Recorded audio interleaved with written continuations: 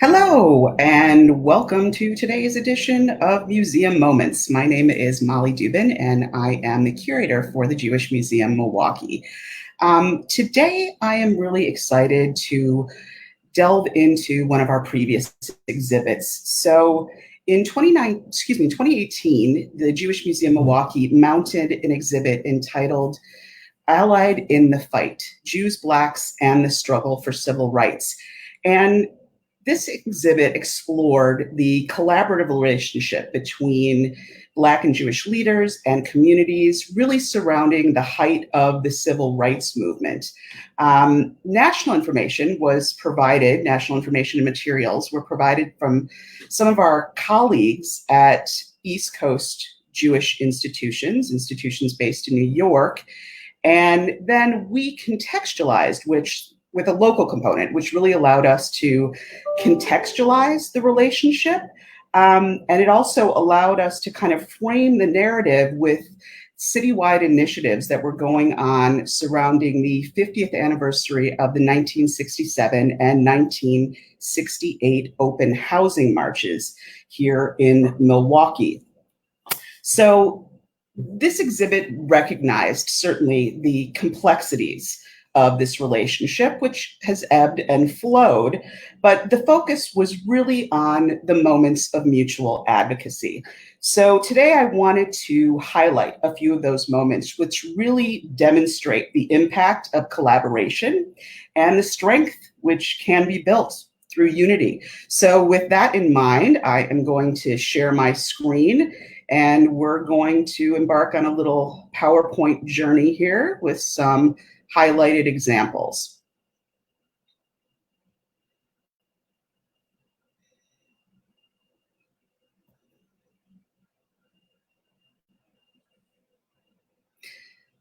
Okay, so there's a nice image that was provided by our colleagues at the Center for Jewish History and the American Jewish Historical Society. This was a pin showing that unity between Black and Jewish communities. So one of the first moments of advocacy that I really wanted to talk about, which I think is a wonderful example, is the relationship between Julius Rosenwald and Booker T. Washington. And this is a picture of the two of them from circa 1915. So if you've not heard of Julius Rosenwald, you really should have. And there's going to be a book talk actually coming up looking at this subject, exploring it. So you'll get to learn a little bit more about it. But Julius Rosenwald was a German Jewish immigrant who became one of the wealthiest individuals in America. And he was the head of the Sears Company for a number of years in the early 1900s to about 1924, 1925. He was also very interested in the concept of tikkun olam, which means to repair the world. And at this time, which is approximately 1930, he was also immersing himself in the work of African-American scholars, educators, and among those was a gentleman by the name of Booker T. Washington. And Booker T. Washington was an educator. He was also a US presidential consultant.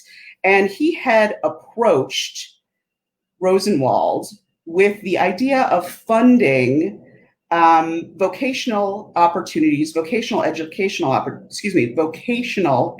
opportunities to students at the Tuskegee Institute. And he did that. And that then grew into greater instances of collaboration. Julius Rosenwald went on to fund a number of YWCAs and YMCAs throughout the South at a time when they were not allowing Black individuals to come into those institutions. But probably the greatest collaboration that came of this relationship was a series of 5,500 schools that were funded by Julius Rosenwald. And this is a map from 1932. And these schools were primarily built in the South for African-American students who at that time had very little access to educational opportunities. So that is an amazing example of advocacy and the product of that relationship. So another really interesting example, and a story that I don't know that a lot of people are familiar with, is surrounding the years following the Holocaust. So we know that as the Nazis rose to power, people started to be stripped of their civil rights. And among the first people to lose their jobs were professors, because they were dangerous, they were informed. So a number of professors from Germany and Austria wound up fleeing to the United States. They thought they were escaping persecution, anti-Semitism, and they arrived in America, knocked on the doors of US universities, colleges, and were really surprised to find that the doors were slammed in their faces and that they were exposed to the same type of anti-Semitic sentiment that they thought they had escaped from. And they wound up going to the South, and many of them were hired by historical Black colleges and universities, where they became very much part of the communities there. So this is a picture of Professor Ernst Forenski. He's on the right there, and he taught for many, many years at Tougaloo College in Mississippi, and this is circa 1960 image. And one of the reasons that I think the professors that went there felt so connected to the community is there was a fear that they shared of prejudice. Here were these professors who had fled persecution, and now they were in the Deep South and were seeing the firsthand impact of the Jim Crow laws, and especially on their students. So these teachers were among some of the most instrumental in really telling the students that they needed to raise their voices and to fight for their civil rights.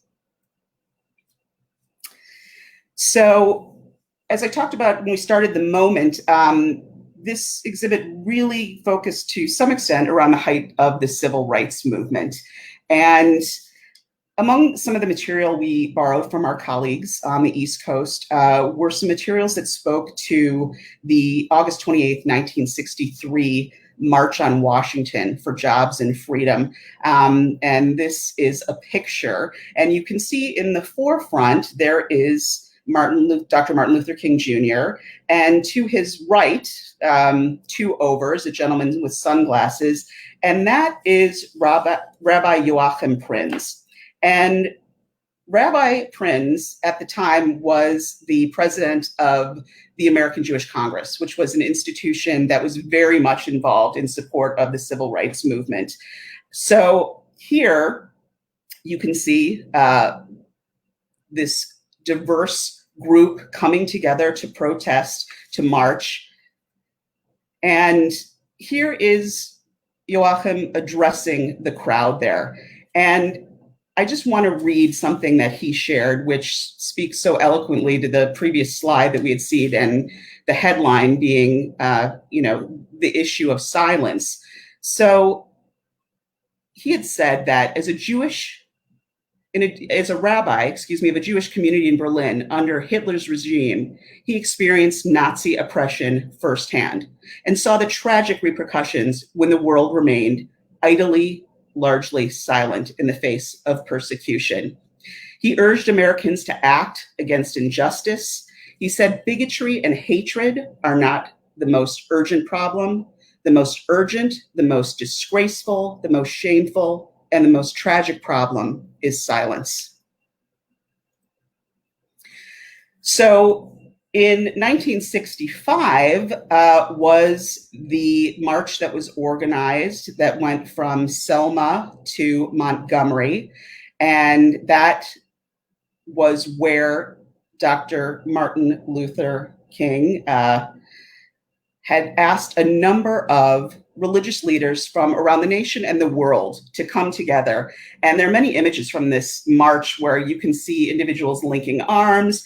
Here we see center next to Dr. King, Rabbi Abraham Joshua Heschel, who was very prominent rabbi and very much, again, in support of the issues at the foundation of civil rights, and became a very, very dear friend of Dr. King's.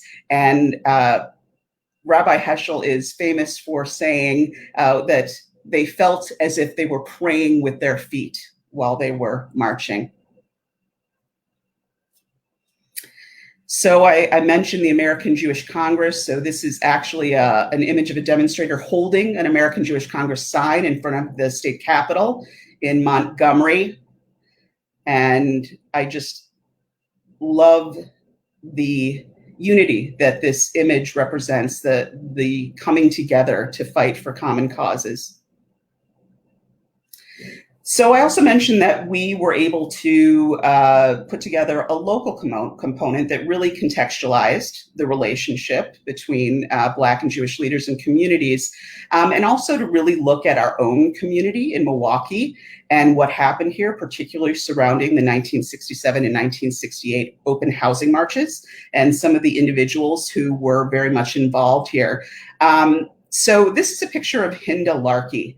And Hinda Larkey was married to Dr. J Larkey, who we will see a picture of in a moment here. But Hinda taught at a freedom school, and she was also very much involved with an organization with the acronym MUSIC, which stood for Milwaukee United School Integration Committee. They were both, Hinda and Jay, very much involved in MCEO, which was the Milwaukee Citizens for Equal Opportunity. Those were both formed in 1963, 1964.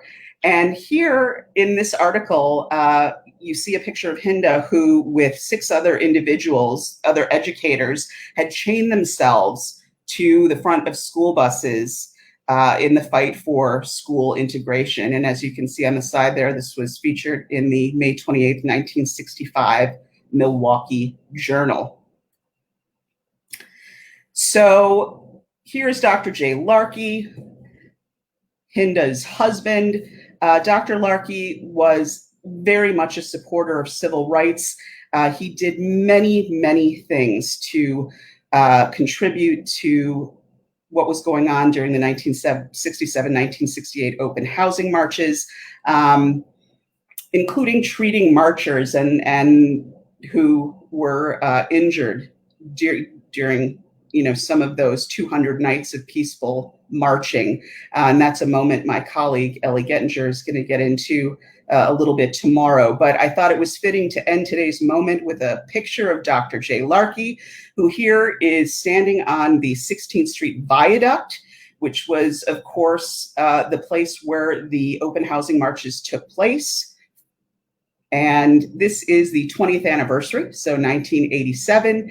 While the handmade sign here is Father James Groppe Bridge, this was later officially renamed the Father James Groppe Bridge in commemoration of Father Groppe, who stood with the protesters and was also so instrumental in the open housing marches. So with that, I'm going to end today's museum moment. And I wanted to thank you for tuning in today and to let you know that there's a traveling version of the exhibit Allied in the Fight, Jews, Blacks, and the Struggle for Civil Rights available for rental. If you would like more information about that exhibit or to learn more about what we're doing at the Jewish Museum Milwaukee, please visit our website, jewishmuseummilwaukee.org. Thank you so much, and we'll look forward to seeing you again soon. Have a great day.